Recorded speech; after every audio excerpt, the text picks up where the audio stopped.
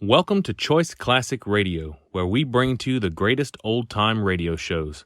Like us on Facebook, subscribe to us on YouTube, and thank you for donating at choiceclassicradio.com. The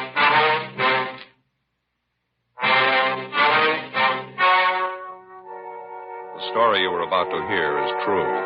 The names have been changed to protect the innocent. Fatima Cigarettes, best of all king-size cigarettes, brings you Dragnet on both radio and television.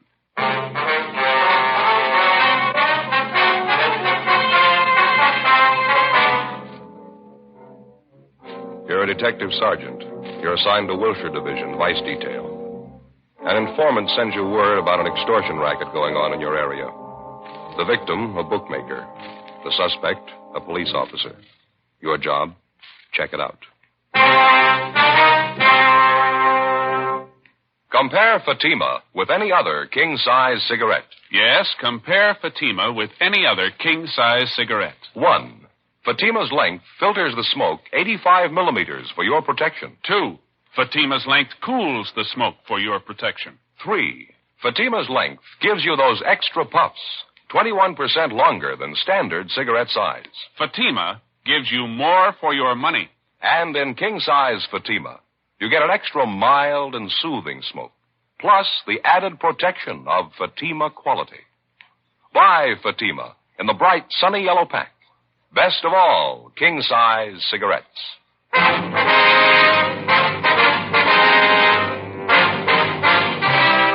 Dragnet, the documented drama of an actual crime.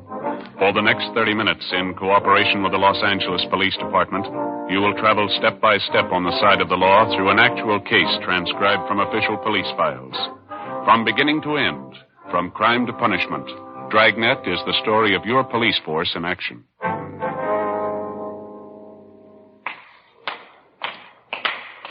It was Tuesday, October 18th. It was hot in Los Angeles.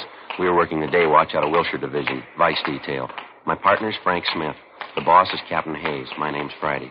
We were on the way downtown from the office, and it was 9:35 a.m. when we got to the felony section of the main jail, the interview room.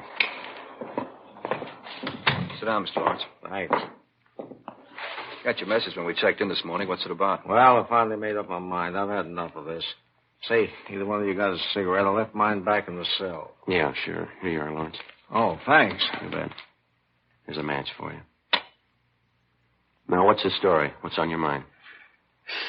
Well, I've been thinking about it most of the night. I didn't get very much sleep. So you remember yesterday, I mean when you arrested me? Yeah. Well, it's just like I told you then. I'm not trying to kid anybody. I admit it.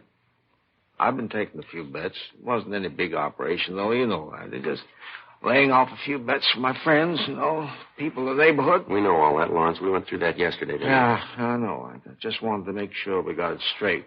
We aren't any big operators. We just ran the bookmaking as a, sideline. Mm-hmm. Business hasn't been too good lately. Had to make it up somehow. Sorry, Lawrence. We can't feel bad about it. You were tagged for making a book before. You should have learned your lesson. Oh, I know. And I'm not singing the blues. I'm not trying to alibi. I didn't call you down here for that. Well, now, what's this all about? Well, like I told you, I've been thinking about it a lot. I didn't sleep hardly at all last night. I finally made up my mind, though. I'm going to get it off my chest if it kills me. All right, what's that? I'm no stoolie. I don't want to get anybody in trouble, but there's one thing I believe in, and that's playing it square, no matter what you do. Just like now, Sergeant, I ain't beating about the arrest. You know that. Well, what do you get, Matt? What do you want to tell us? Well, all right. Here it is. You know what the record is. I stood a pinch for bookmaking a year and a half ago. I got the thing all squared away, and it came back to my business. I learned my lesson. I didn't want any more trouble, so I laid off the books. All right, fill us in. What about this policeman? I'm getting to it. Just a minute. Say, I'm sorry. You run the cigarette, please. I'm a little jumpy this morning. Yeah, Lawrence, here you. Thanks. Oh, thanks a lot. Well, like I was saying, when I cleared up the last beef, I forgot all about the horses. I was off them for good. The wife made me promise. I wouldn't have anything more to do with them. We'd just run the business, live on what we made, and we'd get along fine. All right, go ahead. Everything was going fine, too. Business wasn't too good, but we made out. Then the trouble started. Yeah. My oldest boy, that's Harry Jr. Mm-hmm. He had an accident on the job, and he broke his hip. I had to help his family out while he was in the hospital. Like I say, the business wasn't making too much money, but we made out, though. No. Then, Go ahead. yeah, well, then just as soon as Harry got well, the wife came down. Gallbladder. She had to have an operation. Really cost money, you know. Yeah. Well, wife was resting at home. She didn't come down to the store. I started with the books again, you know, just taking a few bets on the side, just a few. Mm-hmm. I didn't really want to do it. Just one of those things, you know. I didn't have anybody to go to. The bills had to be paid. Where does this policeman fit into it, this Ray Williams? Well, I'm just coming to it. No. Well, he came in the store. He said he wanted to make a bet. I didn't know him from Adam, so I played careful, you know. I told him I wasn't making books. And then he said he was a good friend of Myra's. Myra, that's a gal who runs a beauty parlor on Crenshaw. She used to make books, but she isn't now. Yeah, we know the spot. Well, when he said that he knew Myra, I figured it was all right, so I took the bet. That's when it started. As soon as he makes the bet, he comes out and says he's a cop working for Vice. I thought he was just kidding. Then he flashes this identification. What kind of identification? Badge? What kind of a badge? Well, I don't know. Just a badge. Looked all right. All right, have a look. This one here, was it like this one? I don't know. I didn't get too good a look at it. It might have been something like that. I don't know. You ask for any other identification? You volunteer to show you any? No, I didn't ask for any. I was scared. I just figured I was arrested again, that's all. He seemed to know all about the first pinch. I stood for making book. He told me that I'd been operating for about a month and a half. He said he had his eye on me. Mm-hmm. What did he do after he told you he was a policeman? Well, I started explaining to him how the thing shaped up when I was making books again, how I had to pay up those doctor's bills. I tried to beg off. I told him that I'd quit right now. Then he turns around and tells me I don't have to. What do you mean? Well, that's just what he said. He didn't make sense to me either. And he went on, he told me I was operating in his district. He said it'd be okay if I went right along the way I was. He'd see to it that I didn't stand any pinches. Yes, sir. What else did he say? Well, he said he wasn't the only one who'd have to be taken care of. He said that was his partner. And a couple of guys over him, they'd have to be taken care of, too. He said the juice would cost me $100 a week. I tried to explain to him that. Yeah. Well, I told him that I wasn't operating big. I was just on the side. I said I wasn't making that much a week. All I was doing is about 50. That's all, just 50. Then he said, "Well," he says, "all right, if that's the way you feel about it, I'll just take you down, book you now." Mm-hmm. Well, I told him I didn't want to stand the pinch again, and I'd do the best that I could. So he finally said, "I'll give you 2 weeks to go ahead and open this thing up." He said I'd have to do more business because the juice was just going to cost me $100 a week. He didn't care how I got it. This policeman told you to go ahead and open up, huh? For $100 a week, you could go ahead and make book and nobody bother you. Yeah. Did your wife ever see this policeman, this fellow Williams? Yes, she saw him. She saw him a couple of times. She saw me give him the money. Mm-hmm. Well, when did all this start? About the 1st of July. Paid him $100 every week since then. See, I'm almost glad you fellas picked me up, understand. He was running me to the ground. He had me in a bind. You say the man's name was Ray Williams, is that right? Yeah, that's right. That's right. You said he had a partner. Did you ever see him? No, I never did. Did Williams ever come in with anybody? Did you ever see him with anybody? Well, no. No matter of fact, I never did. One time I asked him who his partner was. He says, none of my business. What kind of a car does he drive? I don't know. Never came to my place in a car. He always walked. He came on foot. Do you know anything else about him? Where does he live? I don't know. He never told me. He never told me anything, you see? Nothing. Once I asked him what station he was working out of, who his boss was. He got a little hard with me. He told me not to get nosy, not to ask so many questions. Is there anything else you can tell us about Williams? Maybe where he hangs out, people he knows? Anything you figure will help us? Well, he works out Wilshire. You ought to know him. Ray Williams. Yeah, Ray Williams. The policeman. Not in my book. Frank and I continued questioning the prisoner, Harold Lawrence, and he gave us a complete description of the extortionist, the man he knew as Officer Ray Williams. Frank got on the phone, notified the commander of Internal Affairs Division of the latest development, and he advised us to bring the prisoner to his office immediately. We signed Lawrence out of the main jail for investigation and took him to the City Hall, room 37. With the help of Sergeants Lloyd Reiner and Floyd Phillips, we started checking through the personnel files for the suspect. Neither Frank nor myself recognized the name or the description of Williams as given us by Lawrence. The first step was to show the prisoner photographs of every police officer in the department, regardless of rank or detail. He was unable to make an identification. We then showed him photographs of all police officers, retired or otherwise. He failed to identify any of them as Williams. We showed him photographs of all civilian employees of the department. Again, no identification. He was unable to find anyone who even closely resembled the extortionist. Not satisfied with this, the prisoner was shown photographs of all law enforcement agencies' personnel in the area. The same results. No identification. 4:18 p.m. While Reiner and Phillips continued checking on their end, we returned the prisoner to the main jail, and then Frank and I drove out to see his wife, Mrs. Mildred Lawrence. We located her at Lawrence's place of business, a small pet shop just off Wilshire Boulevard.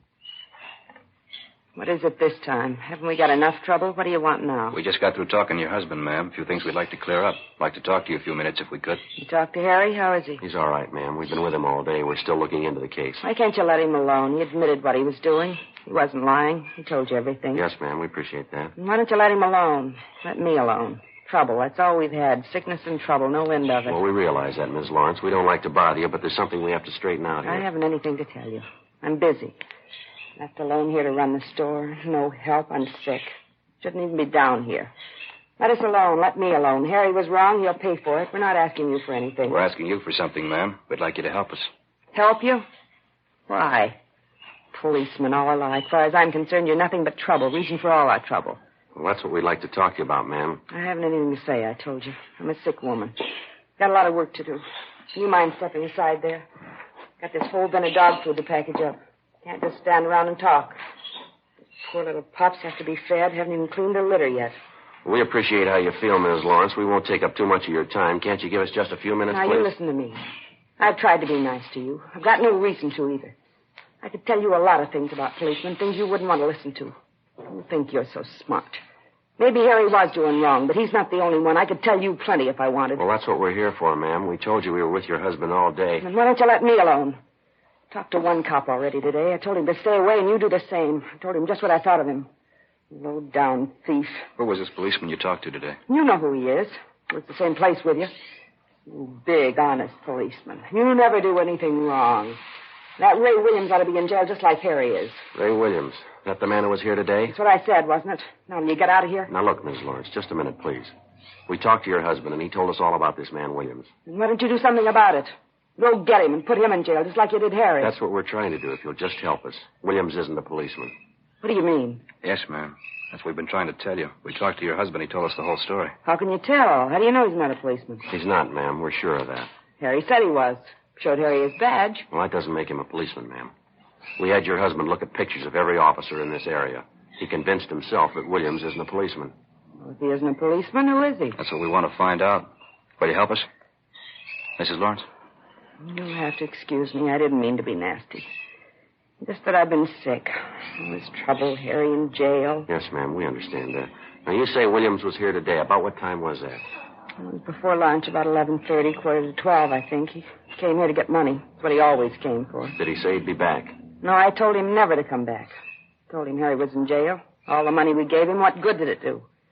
Said I'd go to the city hall if he ever came back. What'd he say to that? He said Harry had to expect an arrest now and then. I told him Harry wasn't going to get arrested anymore. He was through with all that junk. People like him, too. Uh-huh. Then he swore at me. Called me some real nasty names. Told me I'd better keep my mouth shut or I'd get worse than Harry did. Then he went out and slammed the door. Was he driving a car? Did you notice? No, I never saw him in one. Is there anything you know about Williams at all? I mean, anything that would help us locate him, maybe? No, I don't think so. All I know is he said he was a policeman. His name was Ray Williams. Couldn't Harry tell you anything? Maybe he knows. No, ma'am, he couldn't tell us much. Oh, excuse me, please. Yes, ma'am. Lawrence's pet shop. Yes? What's that? Oh, what? Hello? He hung up. Ma'am? It was Ray Williams. Said he just drove by here. He saw us. What do you want? Said he saw me talking to you. He knows you're a policeman. Told me to keep my mouth shut. Said if I don't, he's coming back. Yeah? He said he'd kill me. Before we left, we called in and arranged for a 24-hour stakeout on Lawrence's pet shop and also on the Lawrence home. Until the suspect was apprehended, she would be given a 24-hour protection. The next day, we picked up Mrs. Lawrence and brought her downtown to the City Hall, room 23. She was unable to identify any of the photographs of police officers in the area. In addition to the personnel photographs, Mrs. Lawrence also went through a group of pictures which Sergeants Reiner and Phillips came up with. They'd had a run made through the stats office on all known extortionists using the same M.O. Williams used, posing as a police officer. From this group, both Mr. and Mrs. Lawrence gave us 2 partial identifications. Both men were picked up, questioned, and eliminated. Meantime, we'd gotten out a local broadcast, and a teletype was sent to George Brereton, CII Sacramento, asking for assistance in identifying the extortion suspect. The investigation went on. 2 days passed. No leads on the suspect. In checking on other possible victims of the extortionist, Ray Williams, we drove to interview Myra Thomas, operator of a beauty shop out on Crenshaw. She was a tall, good-looking brunette in her early 30s. This man we're looking for, Miss Thomas, Ray Williams, we understand he's a friend of yours. Please, Sergeant, you've described the man to me. You told me his name. It doesn't mean a thing to me. I don't know him. Well, then how'd he get your name, miss? I'm sure I don't know. I'm sorry, I can't help you. Well, now, apparently the man knows you, or he knows about you. I don't think I understand you. It makes you think this man Williams knows me. We've already told you, ma'am. Mr. Lawrence says that when Ray Williams first approached him, he used your name as a means of introduction. Now, it's not a coincidence. I think you'll admit that. Well, I just don't understand what it has to do with me. I know how you feel. I have an idea what you're thinking. I was in trouble once, that bookmaking thing.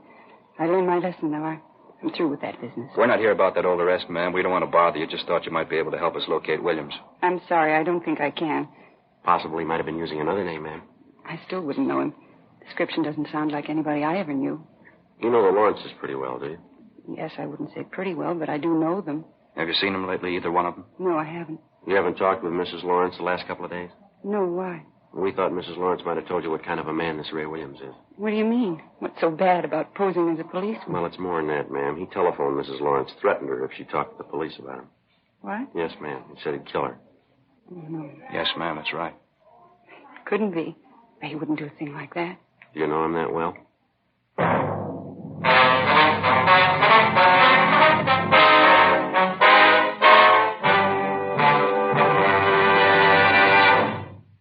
You are listening to Dragnet, authentic stories of your police force in action. Because of its quality, Fatima is the one king-size cigarette that stands out.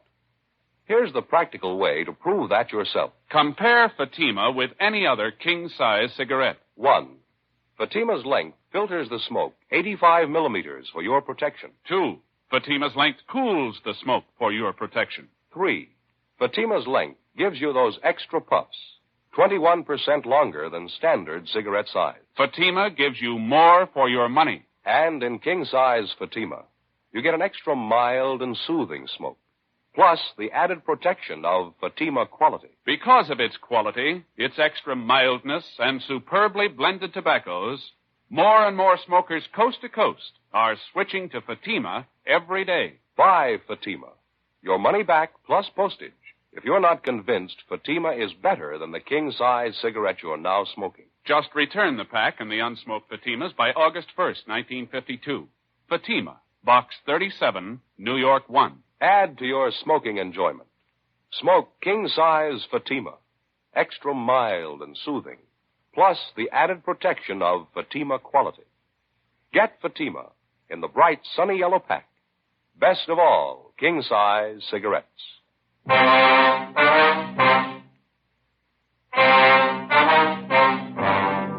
The idea of an extortionist posing as a policeman to obtain money certainly was nothing new. The idea is as old as crime itself.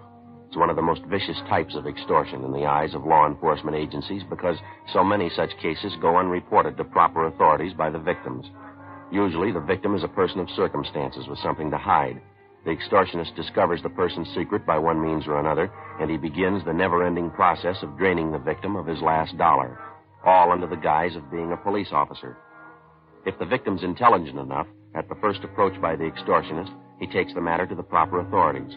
If he isn't, and he's lucky enough eventually to escape the extortion trap, he goes on for the rest of his life believing that a man who was hired to protect him was the source of all his trouble. And for the rest of his life, he hangs on to his idea, and he passes it on to others, a complete disrespect for law and law enforcement officers. Saturday, October 22nd, 2:15 p.m. Frank Smith and I continued questioning the beauty shop operator, Myra Thomas.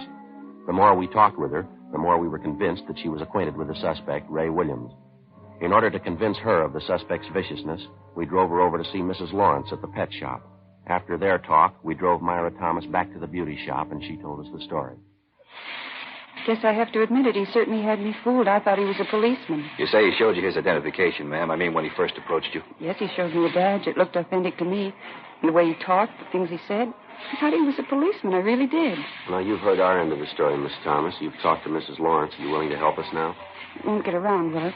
Won't be in the newspapers? They won't get it from us, no. You won't tell my husband, will you? He doesn't have to know all about this. No, ma'am. Not unless you want him to. Well, I don't. We're not getting along too well as it is. Williams is the trouble, too. Guess I should have told you when you first asked me. What's that, miss? Just like the Lawrences, I was paying him off, too. A lot longer than the Lawrences. Every week I paid him, and I couldn't tell anyone. Couldn't even tell my husband. What's that, ma'am? Guess I thought I was smart, the bookmaking thing, I mean. Started taking a few bets from the girls in the shop, just small ones. I didn't mean anything by it. And Miss Williams came in one day. Said his girlfriend made a bet with me and wanted to place one, too. Mm-hmm. Did you take it? Yes, like I told you, I thought I was smart. As soon as I took the bet, he showed me the badge, told me he was a police officer. That's when it started. Same thing, just like the Lawrences. How about after you were arrested, Miss Thomas? What happened with Williams then? Well, after I got it settled, Williams came back to the shop again. I told him then I was through with the horses. Wouldn't have anything to do with it again. After that, I didn't see him for a while. I sure was glad. You've seen him since? You know where we can locate him now? Well, no, I don't. I have seen him since, though. You promised me my husband won't know about this. You give me your word. Miss Thomas, if you don't want your husband to know about this, it's your business. He'll never hear it from us. It's got to be that way, believe me. I love my husband. Ray Williams has caused us nothing but trouble. Can't tell you the worry he's caused me. I mean, besides all the money I paid him, too. You mean you're still paying him? Yes, that's right. Every week. You don't know how low that man is. I can't begin to tell you. I thought he was a policeman. Well, why are you still paying him off, ma'am? You mind telling us that? No, I guess I don't mind. I've gone this far. All right. It was while my husband and I were separated. We had a fight. We were separated. I started going out on dates, nothing serious. One night I was out with a fella from out of town. Nice fella. This Ray Williams saw me and a fella sitting in the car. Parking lot right in back of the bar. We were necking. Williams come by and he knew that I saw him. I see. There wasn't anything wrong, really. I love my husband. He wouldn't understand about the fella that night, though. I mean, if Williams ever told him. That's what he's been holding over your head, has he? Yes, it's more than a year now. I've paid him every week. I'll tell you the truth, Sergeant. I can't go on much longer. I can't. Well, you don't have to worry about it anymore. Just help us locate the man. That's all you have to do now. Well, I don't know where he lives, but I know he's going to contact me. He always does. And that's what we'd like to know. How does he contact you? He phones usually once a week, maybe every other week. Calls me and tells me to meet him someplace and bring the money, $50 every week. Do you have a regular time that he calls you? No, almost any time. It's never the same day, never the same place I meet him.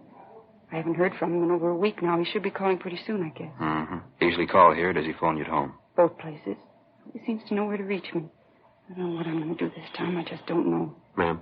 I haven't got the money for him. I'm broke. $4 or $5. That's all I have. Well, don't worry about it. But he's going to want his payoff. You know that. What am I going to do? This time it's on us. Before we left Myra Thomas at the beauty shop, we had a definite understanding that as soon as she heard from the extortionist, Ray Williams, she was to call us immediately, any time of the day or night. Then we called the office and made arrangements for stakeouts to be placed both at the beauty shop and at Myra Thomas's home in case Williams decided to contact her in person. The Thomas woman was given a plain envelope containing $50 in marked bills, which she was to hand over to the suspect the next time he demanded his regular payoff. 2 days went by. Tuesday, October 25th. No word on the suspect. Thursday, the 27th. Still no word. Saturday morning, October 29th. I got it. Right. Vice detail, Smith. How's that? Oh, yeah. Uh-huh, I see. Hold on, huh? Pencil, Joe? Yeah, here you go. What was that place again? Okay. The time? Mm-hmm. Yeah, surely. About half an hour. Yes, ma'am. We'll be there. Goodbye. What do you got, Frank? Anything? Yeah, Myra Thomas. Yeah? He wants to see us. I told her we'd be over in about half an hour. What's the deal? Williams called her. He wants his money. 11:15 a.m. Frank and I got in the car and drove out to see Myra Thomas at her apartment. She told us that the suspect, Ray Williams, had telephoned her shortly before 11 o'clock that morning and set up a date to meet her for his regular payoff at 10 o'clock that night. The designated meeting place was a small nightclub out on Santa Monica Boulevard. The Thomas woman was to meet Williams at the bar. We told her to get there a few minutes ahead of time, and if she happened to spot Frank and I in the nightclub, she was to give no sign of recognition. As far as the actual payoff was concerned, we instructed her to hand over the envelope containing the money to the suspect when he demanded it, without any argument. Shortly after 9 o'clock that night, Frank and I entered the nightclub and got a table directly adjoining the bar. It was a modernistic affair, lighted from below with a blue fluorescent lamp. A four-piece orchestra was playing at the rear of the place. Nobody was dancing. Only a few of the tables were occupied, but the bar was doing a good business. We waited. 9:30, 9:45. We spotted Myra Thomas as she entered the club. She went to the far end of the bar, sat down on one of the stools, and ordered a highball. 9:50, 10 p.m. We kept waiting. 10:15, 10:30. Still no sign of the suspect. We watched Myra Thomas order another highball. Getting late, Joe. Yeah, what time you got? 25 to 11. Joe, Huh? just came in, coming this way, gray suit. Yeah, What do you think? Well, the description fits, doesn't it? Yeah, must be. Going up to Miss Thomas, talking to her. All right. He's got the envelope. All right, just a minute. Let's give him room. He's leaving. Going for the front door. What do you say? All right, let's go. Not wasting any time. Come on, let's hurry. Down the street. Come on. All right, mister, hold it. What's the matter? What do you want? Police officers would like to talk to you. Me? What about? What's the matter? You got your identification? Oh, sure, right here. What do you want? We'd like to look at it. Oh, sure, here you are. Oh, excuse me. That's your badge? Oh, no, it's nothing. Where'd you get that phony badge? Friend of mine? Why, what's the matter? What do you got in your right-hand pocket? Well, nothing, just an envelope. Why? Is there money in that envelope? What'd you say? I said, is there any money in that envelope? Currency. Yeah, I think so. Why? What's the difference? You know the serial numbers on the bills in that envelope? Look, I don't know what you mean, serial numbers on the money. What are you getting at? You got 7 pieces of paper money in that envelope. 3 $10 bills and 4 5s. Yeah, what about it? Extortion, mister. You know the pitch. Now, come on, let's go. Now, hold it. Wait a minute. Let's get this straight, huh? So I got an envelope in my pocket. Ordinary envelope. That's supposed to make me a criminal? No more than that badge makes you a cop. Come on.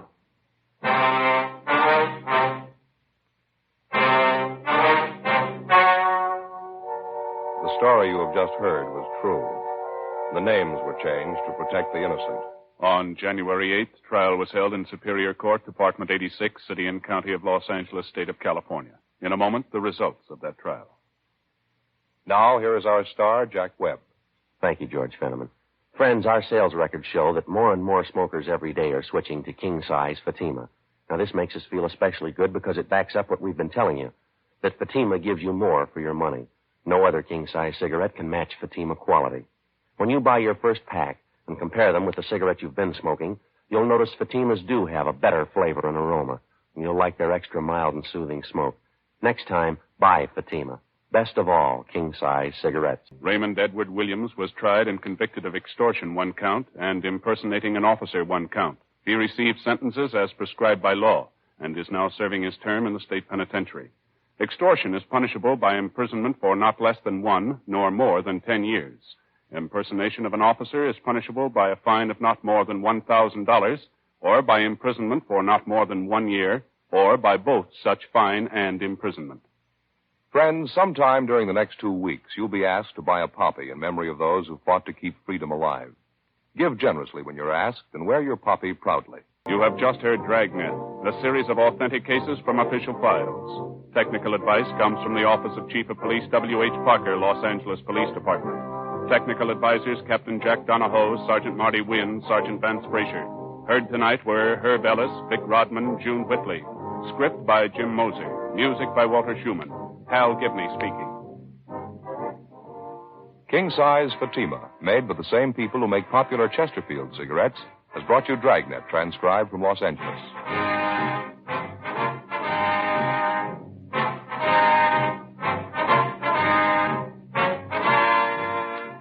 Stay tuned for Counter Spy next on NBC.